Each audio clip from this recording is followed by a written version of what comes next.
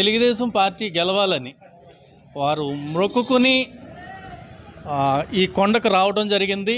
ఏ ఊరు నుంచి వచ్చారు, ఎవరు గెలవాలని మొక్కుకున్నారు, ఏ పార్టీ రావాలని ఆశించారో ఇక్కడ ఉన్న వారితోటి మాట్లాడి వారి గురించే తెలుసుకుందాం. సార్, మీరు ఎక్కడి నుంచి వచ్చారు, మీ పేర్లు పరిచయం చేసుకోండి. మాది కొత్తపేట కాన్స్టిట్యూషన్ అండి, ఈస్ట్ కోనసీమ జిల్లా.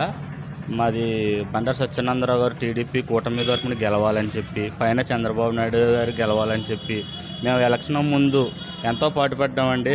పార్టీ గురించి దేవుడు మా మొర ఆలకించి చేసినందుకు మేము అక్కడి నుంచి పాదయాత్ర మీద ఇక్కడ రావడం జరిగిందండి. మాది ఆత్రేయపురం మండలం వెలిచేరు గ్రామం అండి. నడిచి వచ్చారు ఇక్కడికి? ఎంతమంది? మేము 4 మెంబర్స్ వచ్చామండి. ఈరోజు మార్నింగ్ 4కి బయలుదేరామండి. ఇక్కడ వచ్చినప్పటికీ 12:30-1 అయిందండి. మొత్తం 4 మొక్కుకున్నారు. ఇంకా ఉన్నారా మొక్కుకున్న వాళ్ళు? ఇంకా ఉన్నారండి, తర్వాత వస్తారండి. ఇంకా అంటే వాళ్ళకి కుదరలేదండి, పనులు ఉండబట్టి మేము 4 రావాల్సి వచ్చిందండి. కొత్తపేట కాన్స్టిట్యున్సీ జగ్గిరెడ్డి అండ్ సత్యానందరావు గారు. ఓకే, జగ్గిరెడ్డి గారు పరిపాలన అయిపోయింది, ఇప్పుడు సత్యానందరావు గారు పరిపాలన వచ్చింది. సత్యానందరావు గారు పరిపాలన నుంచి ఏం కోరుకుంటున్నారు మీరు? ఆయన ఇదివరకు 2 సార్లు చేశారండి. 2 సార్లు కూడా మన నియోజకవర్గాన్ని డెవలప్మెంట్ చేశారండి. ఆయన డెవలప్మెంట్ బాగుందని చెప్పి మళ్ళీ ఆయనే రావాలని కోరుకున్నామండి. దేవుడిని రాత్రి పగలు ప్రార్థించామండి, మా కళ నెరవేర్చారు. ఇంకా మాకు ప్రజలకే మంచి జరగడంలో చంద్రబాబు నాయుడు గారు చేయగలిగిన సత్తా ఉన్నవాడండి. అది ఇది కింద పైన కూడా గెలిస్తే మంచి జరుగుతుంది ప్రజలకనే ఆలోచనతో మేము ఇది మొక్కుకోవడం జరిగిందండి. ఆ మొక్కు తీర్చుకోవడం జరిగిందండి ఈరోజు. అలాగే సార్, అలాగే పవన్ కళ్యాణ్ గారికి, ఎన్డీఏ కూటమిలో ఉన్న పవన్ కళ్యాణ్ గారికి జనాలకి మంచి చేయాలన్న ఆలోచనతో తెలుగుదేశం పార్టీతో పొత్తు పెట్టుకుని, ఎన్డీఏ పార్టీలో బీజేపీతో పొత్తు పెట్టుకుని ఆంధ్ర రాష్ట్రాన్ని ఎలాగైతే డెవలప్ చేయాలి, ఎవరైతే డెవలప్ చేయగలరు, ఎవరి నుండి మనం వెనకాల నుండి ముందు నడిపిస్తే ఎవరు డెవలప్ చేస్తారో అనే ఉద్దేశంతో పవన్ కళ్యాణ్ గారు ఎన్డీఏ కూటమిలో జాయిన్ అవ్వడం జరిగిందండి. ఆయన ప్రజలకు మంచి చేయాలన్న ఉద్దేశంతో కూటమిలో ఉన్నారండి. ప్రజలు నచ్చిన వాళ్ళు, నచ్చలేని వాళ్ళు వేరే విధంగా అనుకోవచ్చండి, కానీ ప్రజలకే మంచి చేయడంలో సిద్ధవస్తుడు పవన్ కళ్యాణ్ గారండి. చంద్రబాబు నాయుడు గారు వెనకాలండి చంద్రబాబు నాయుడు గారిని ముందుకు నడిపించి టీడీపీ పార్టీ అధికారంలోకి రావడానికి ఆయన ఎంతో కృషి చేశారండి. జనసేన పార్టీ అధినాయకుడైన పవన్ కళ్యాణ్ గారికి, మా నియోజకవర్గాన అధినాయకుడైన బండారు శ్రీనివాస్ గారికి మా హృదయపూర్వక ధన్యవాదాలండి. టీడీపీ కుటుంబం తరఫున మా ధన్యవాదాలండి.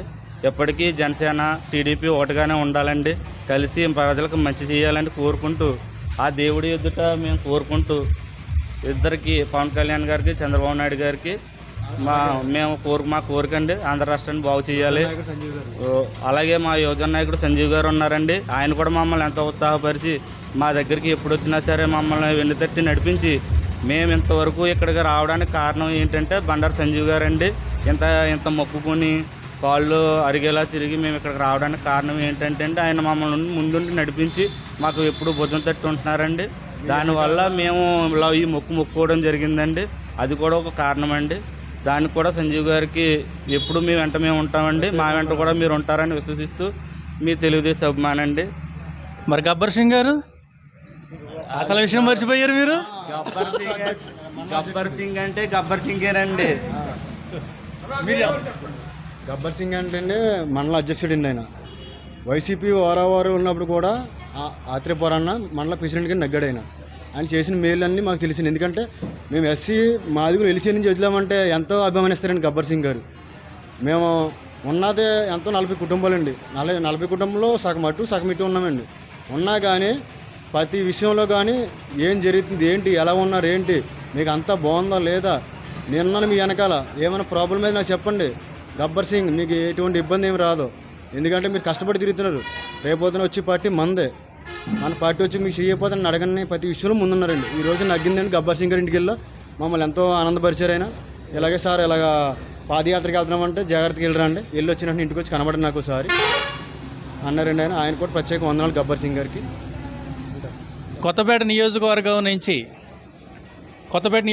నుంచి ఇంచుమించు 70 కిలోమీటర్లు నడుచుకుంటూ ఎలిచేరు ప్రాంతం నుంచి 4 ఇక్కడికి రావడం జరిగింది. వీరు అనుకున్న మాట మొక్కుబడి ఈ దేవుడు తీర్చాడని, మొక్కుబడి తీర్చుకోవడానికి ఎలిచేరు నుంచి 70 కిలోమీటర్ల నుంచి ఇక్కడికి నడిచి వచ్చారు. 4 ఇక్కడ మనకు కనపడుతున్నారు. వారి కోరికలు దేవుడు తీర్చారు. మీకేమైనా కోరికలు ఉంటే మొక్కుకోండి, ఖచ్చితంగా దేవుడు తీరుస్తాడు. Okay, watch to close TV.